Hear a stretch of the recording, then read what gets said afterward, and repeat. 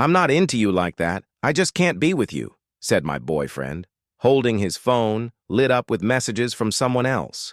I forced a calm smile and replied, "Interesting, because your friend just sent me screenshots." His expression drained of color, and I knew this was just the start. I'm Aiden, 20, and I came to Los Angeles chasing a fresh start. Back in my small Ohio town, coming out cost me my family.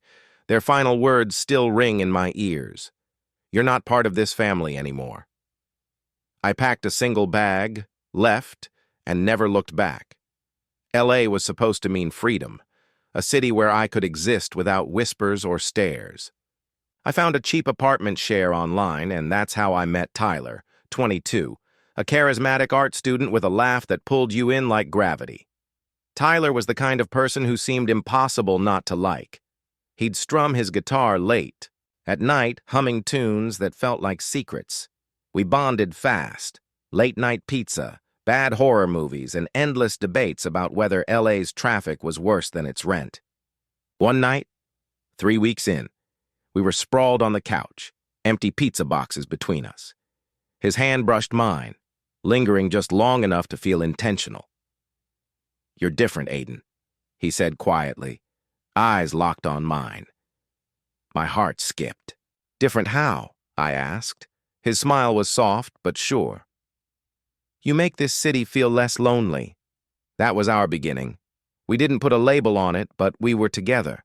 Stolen glances, quiet moments, his fingers finding mine when no one was around. Tyler was magnetic, but he had rules. "Let's keep this between us," he said one night, his voice strained. "I'm not ready for people to know." I nodded, because I understood what it felt like to be judged. I thought he just needed time. Was wrong. The cracks started small. He'd pull away if someone walked in. His phone buzzed constantly, and he'd angle it away from me. I ignored it, convincing myself it was nothing, but doubt crept in like a slow leak. One night I saw a text flash across his screen, "Miss you," from someone named Nick. My stomach turned. "Who's that?" I asked lightly. "Just a friend from class," he shrugged, too casually, eyes not meeting mine. I wanted to believe him. But a week later, at a crowded Hollywood party, everything broke open. We went together, but Tyler kept his distance, laughing with his art school friends while I lingered on the edge. I reached for his hand, a small gesture, but he pulled away. "It's not like that, Aiden," he said, loud enough for others to hear. A guy nearby chuckled, muttering, "Relax, man. No need to make a scene." The room spun. Tyler didn't look at me, just turned back to his friends, leaving me standing there, feeling exposed, like I'd imagined everything. That night, I lay awake, replaying his words. It's not like that. But it was. In the way he kissed me when no one was watching. In the way he whispered my name like it mattered. Was it all a lie? Then my phone buzzed. A message from Nick. Someone I'd never met, but who clearly knew me. "Check this." Attached were screenshots of Tyler's messages. Flirty, intimate. "Aiden's just my roommate. You're the one I think about." My chest burned. The words hit like a punch I never saw coming. I sat on my bed, phone shaking. In my hand, reading that line over and over. Each word hollowed out the warmth of every late-night conversation we'd shared. I trusted Tyler. I had believed his hesitation was just fear of judgment. But this wasn't fear. It was betrayal, sharp and undeniable. I didn't confront him that night. I couldn't. My mind was tangled in anger and hurt, and I didn't trust my voice, not to crack. Instead, I watched him the next day. Tyler acted like nothing had happened, humming while making coffee, tossing me a casual morning, as if he hadn't just broken something fragile. I forced a smile, but inside I was unraveling. How long had he been lying? Who was Nick? And why was I still standing here pretending it didn't matter? That afternoon, I texted Nick back, Why'd you send me this? His reply came fast. Because you deserve to know. Tyler's been playing us both. More screenshots followed, months of messages, plans to meet up, Tyler calling Nick special in the same way he'd called me. My throat tightened. I wasn't the only one caught in his game. Nick wasn't just some casual friend. He was someone Tyler wanted, someone he kept hidden while keeping me close enough to feel safe. I thought of my life in Ohio, the sting of my family's rejection, the raw wound it left. I'd come to LA to escape that kind of pain, to find a place where I could be myself. Tyler had made me believe I'd found it, until now. The party from the night before replayed in my mind. His sharp, "It's not like that, Aiden," the snicker from his friend, the way I'd stood there invisible. I wasn't going to let him make me feel that way again. So I decided to test him. That evening, I asked Tyler to grab dinner, just us. He hesitated, glanced at his phone, then agreed. At the diner, I watched him closely. He was charming as ever, joking about a bad critique in class, but his eyes kept darting to his screen. "Everything okay?" I asked, keeping my tone even. "Yeah, just group chat stuff," he said, too quickly. I nodded, but inside, my resolve hardened. I wasn't letting this slide. Later that night, another party invite popped up, a loft downtown packed with his art school crowd. I told him I'd go, but this time I had a plan. I forwarded Nick's screenshots to my own phone, saving them like evidence. If Tyler wanted to pretend, I'd make sure he saw me. Really saw me. At the party, he fell into his routine, mingling, laughing, keeping me at arm's length. I waited, patient, until I saw him slip outside alone with a drink. "Tyler," I called, stepping into the cool night air. He turned, surprised. "We need to talk." His smile faltered, but he nodded. "What's up?" I held up my phone, the first screenshot glowing on the screen. His face froze. "What is this?" he stammered. "You tell me," I said, my voice steady. "You call me just a roommate. You tell Nick I don't matter." He opened his mouth, but nothing came out. For the first time, Tyler, the guy who always had an answer, was speechless. The silence under the LA night was louder than any excuse he could have given. His eyes darted away, searching for an escape that wasn't there. "It's not what you think," he muttered, but the crack in his voice betrayed him. "Don't," I cut in, stepping closer. "You don't get to rewrite this." I turned and walked back, into the party, leaving him in the dark with his lies. Inside, the music thumped, but it couldn't drown out the storm in my head. I moved through the crowd, their laughter stinging like salt on a fresh wound. I kept seeing that moment at the last party, Tyler pulling away, his friend's smug remark, "Relax, man. No need to make a scene." It wasn't just Tyler's betrayal cutting into me now. It was the weight of every judgment I'd faced since coming out. Back in Ohio, my dad had called me broken. Kids at school whispered freak when I walked past. I thought LA would be different, but here I was, invisible again. I found a quiet corner and checked my phone. Nick had texted again, "You okay?" I didn't reply. His messages had exposed Tyler, but they'd also exposed me, showing just how naive I'd been, thinking Tyler's whispered words in the dark meant something real. I scrolled through our old texts, the ones where he'd called me special, promised we'd figure things out. Each word felt like a hook, tugging me back toward a hope I should have let go of. I wanted to scream, to demand why he made me believe in us. But more than that, I wanted to stop feeling like I had to prove I was enough. The next day, I skipped my classes. I wandered aimlessly through the city, the hum of traffic echoing the chaos in my chest. I passed a mural in Silver Lake, bold colors spelling out, "Love is love." It should have felt like a sign. Instead, it reminded me of what I didn't have. I thought about my mom's last call, her voice cold. You chose this life, Aiden. Don't expect us to follow. Tyler's rejection felt like an echo of that. Another door slamming shut. I'd come to LA chasing freedom, but freedom was starting to feel like loneliness. I didn't go home until late. Tyler was there at the kitchen table, sketching like nothing had happened. "Can we talk?" he asked, not looking up. I shook my head. "You said enough in those texts." He set his pencil down, eyes pleading. "I didn't mean to hurt you, I'm just not ready to be out." His words hit hard, but they didn't erase the lies. "You didn't just hide, Tyler. You used me," I said, my voice steady despite the ache. He flinched but didn't argue. I went straight to my room and locked the door. My phone buzzed, a group chat from people at the party. Someone had overheard our argument outside, and now the whispers were spreading.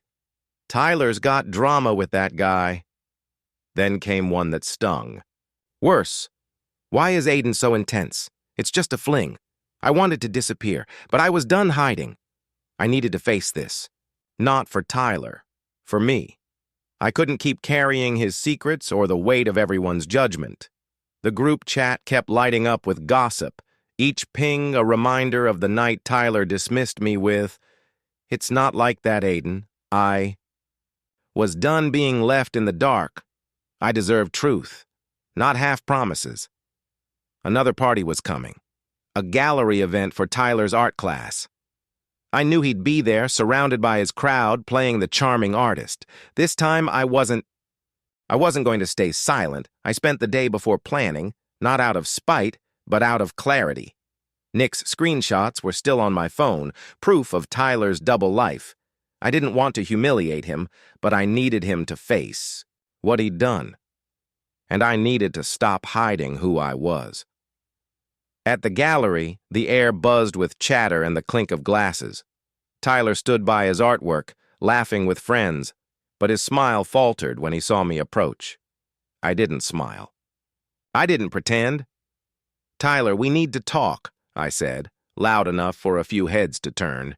He stiffened, glancing at his friends. "Not here, Aiden," he muttered, stepping closer. "Why not?" I replied, my voice calm but unshakable. "You had no problem talking about me to Nick." His face paled. A girl nearby raised an eyebrow, sensing the tension. I pulled out my phone and opened the screenshots. Not for the crowd, but to hold them up to him. "You call me just a roommate. You told him I didn't matter. Look me in the eye and say it again." The room quieted. Tyler's friends exchanged glances, some stepping back. "Aiden, please," he whispered, voice cracking. "I didn't mean it like that." But I didn't let go. "Then how did you mean it?" "Because I trusted you. I thought we were real." My voice shook, but I kept going. "You hid me to protect yourself, but you didn't care what it cost me." He looked down, hands clenched. "I'm not ready to be out," he said, barely audible. "That's not an excuse to lie," I shot back. "You used me, Tyler. You used Nick. And you're still lying to everyone here." A guy from his art class stepped forward. "What's going on, Ty?" Tyler hesitated, then shook his head. "Nothing. It's personal." But the girl who'd been watching spoke up. "Doesn't sound like nothing. You okay, Aiden?" Her voice was kind, unexpected. I nodded, swallowing hard. "I'm done being invisible," I said loud enough for the room to hear.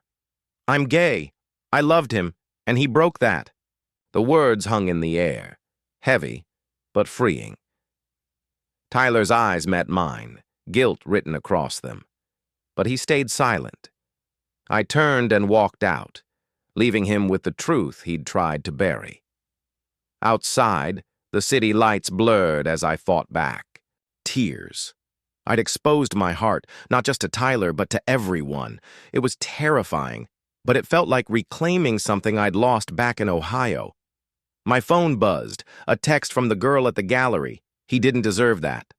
"Coffee? Tomorrow?" I didn't reply yet, but her words were a lifeline. I wasn't as alone as I'd thought. Walking away from Tyler at the gallery felt like shedding a weight I'd carried too long. My words, "I'm gay," I loved him. And he broke that, echoed in my mind not as a wound, but as a declaration. For the first time, I wasn't hiding. But freedom came with a cost. The next morning, my phone was quiet.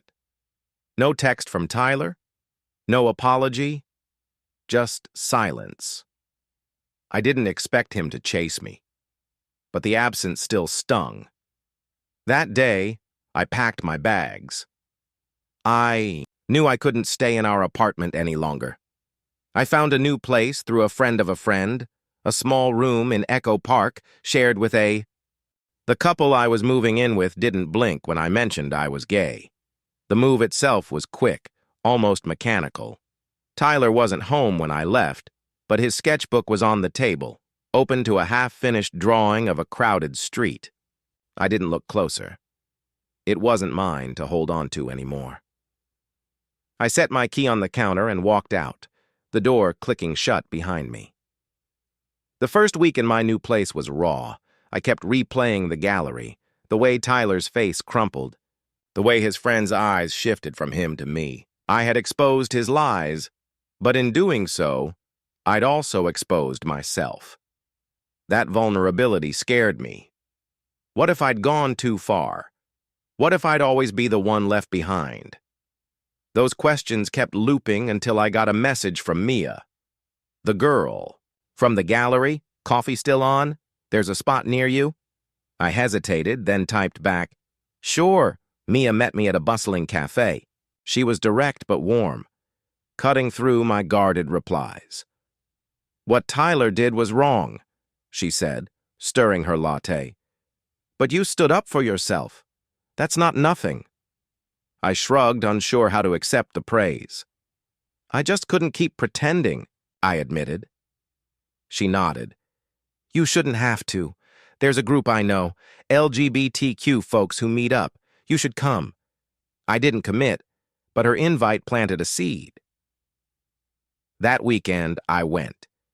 It was in a community center, a mix of people sharing stories over cheap pizza. Leo, a guy with an easy laugh, talked about losing friends after coming out.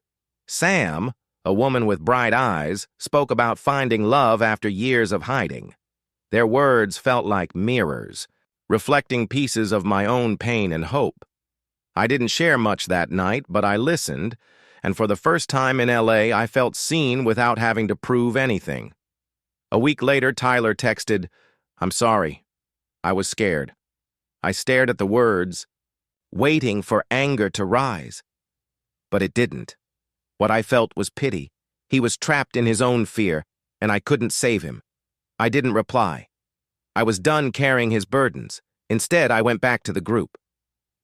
Then again, and again. I started talking, laughing, even helping organize events. I found a job at a local bookstore surrounded by people who didn't flinch at who I was. One evening at a rooftop meetup, I looked out over LA's skyline, the city sprawling under a pink dusk. Leo stood beside me, making a joke about the traffic below.